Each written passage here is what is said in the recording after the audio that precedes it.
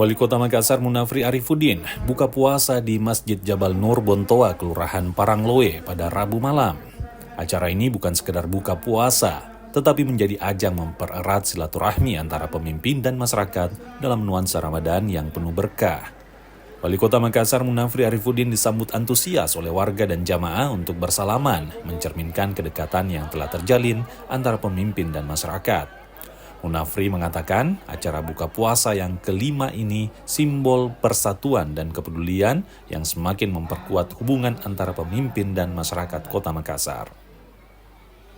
Limpahan rahmat, hidayah dan rezekinya lah pada hari ini kita masih bisa di hari yang kelima Ramadan ini kita masih bisa hadir bersama-sama di masjid ini.